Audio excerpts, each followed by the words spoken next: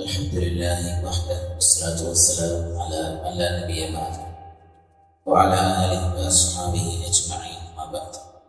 اتقوا الله عباد الله والعاقبة للمتقين.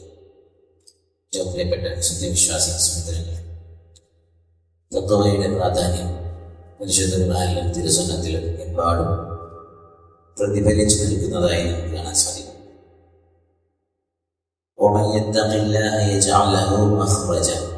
നമ്മൾ അറിയുന്നത് പോലെ സൂറത്തു ത്വലാഖിലെ 2-3 ആയത്തുകളിൽ അല്ലാഹു സുബ്ഹാനഹു വ തആല തഖ്വയുടെ ഗുണങ്ങളെ കുറിച്ച് പറയുന്നുണ്ട്. ആരെങ്കിലും അല്ലാഹുവിനെ സൂക്ഷിച്ചാൽ അല്ലാഹു ഒരു മഖ്റജ് ഇട്ട് കൊടുക്കും. മഖ്റജ് എന്ന് പറഞ്ഞ വാക്കിന്റെ അർത്ഥം ഒരു തുറവി, എല്ലാ പ്രശ്നങ്ങളിൽ നിന്നും പുറത്തു കിടക്കാനുള്ള ഒരു മാർഗം, ഒരു ഉപായം അല്ലാഹു ഇട്ട് കൊടുക്കും.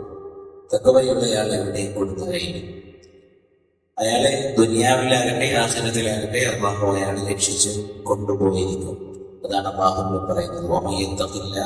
ആരെങ്കിലും അല്ലാഹുവിനെ സൂക്ഷിച്ചാൽ, അല്ലാഹുവിന്റെ കൽപ്പനകൾ അനുസരിച്ച് അല്ലാഹുവിന്റെ വിരോധങ്ങളെ ജീവിതത്തിൽ നിന്ന് മാറ്റി നിർത്തി അല്ലാഹുവിന്റെ ശിക്ഷയെ ഭയപ്പെട്ട് അങ്ങനെ അല്ലാഹുവിനെ സൂക്ഷിച്ചാൽ ഈ രീതിയിലുള്ള ഒരു മഖ്റജ് അല്ലാഹു ഇട്ട് കൊടുക്കും.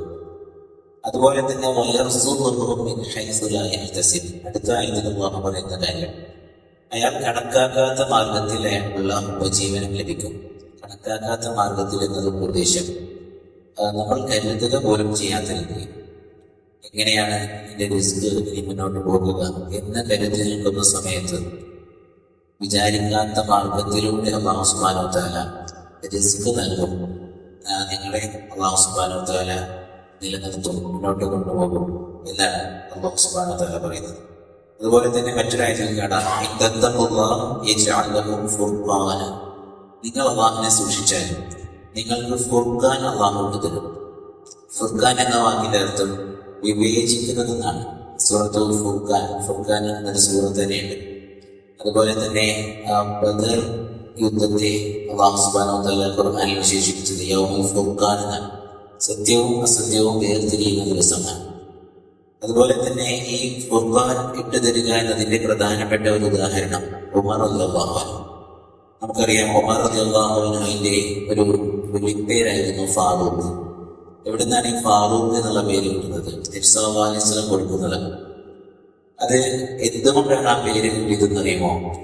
ഉമർ റളിയല്ലാഹു അൻഹുവിന്റെ അടുക്കൽ കൃത്യമായി സത്യവും അസത്യവും വേർതിരിയും.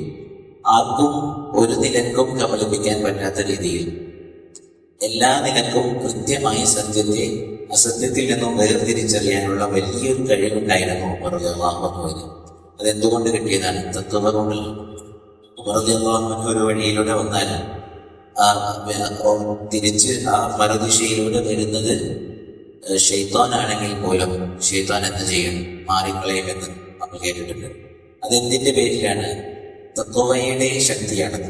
അല്ലാഹുവിനെ ഉള്ള ഭയത്തിലുള്ള ആ ഒരു ശക്തിയാണ്, അതിനെയാണ് അത് സൂചിപ്പിക്കുന്നത്.